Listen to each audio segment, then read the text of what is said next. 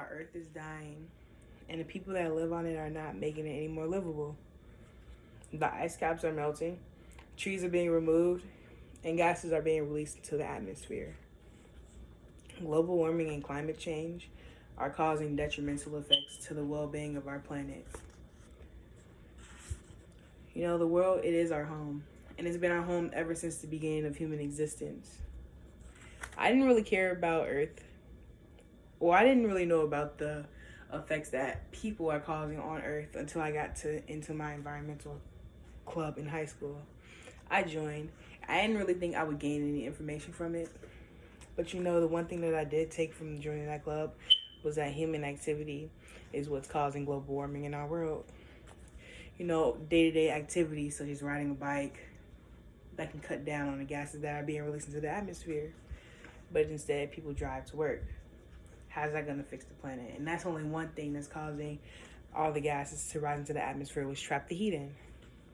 There are other gases such as carbon dioxide and nitrous oxide, which get trapped into the atmosphere, and that forces the temperature to change. You know, I didn't know about this till I joined the club. So I'm pretty glad that I did, because I was able to gain some insight into the planet, and I didn't know that, but now I do. Methane is a primary gas that's released by human activity. You know, we have all these landfills, and that's where our trash goes. I wish there was an easier way for us to remove trash, but it has to go all into one place so that it can be disposed properly.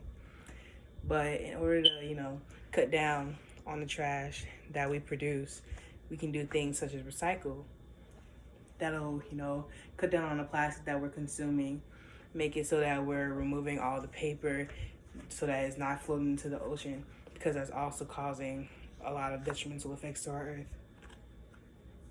There's another gas that I mentioned earlier. It's carbon dioxide. It's already in the atmosphere, which is pretty good, but the one thing that is throwing off the balance is that people were creating about 30%, and we're adding that to the atmosphere, which is creating atmospheric warming. And scientists say that 95% probability of human activity over the past 50 years have warmed our planet. Burning fossil fuels like coal, gas, and oil emit carbon pollutants that are harmful to our environment. Cutting down trees results in an increase in fossil fuels in the atmosphere and throws off the ecological balance.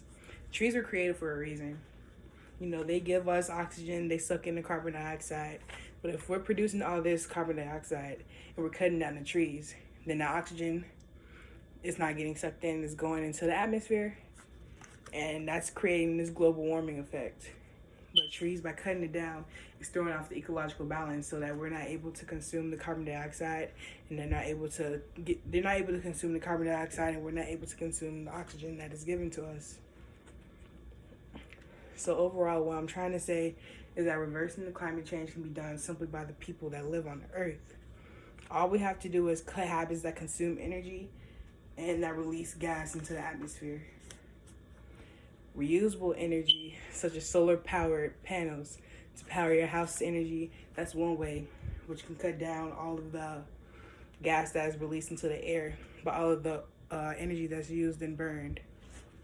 Our efforts can reverse global warming and climate change. All it takes is a little bike ride to work, or save a tree. That's all we have to do.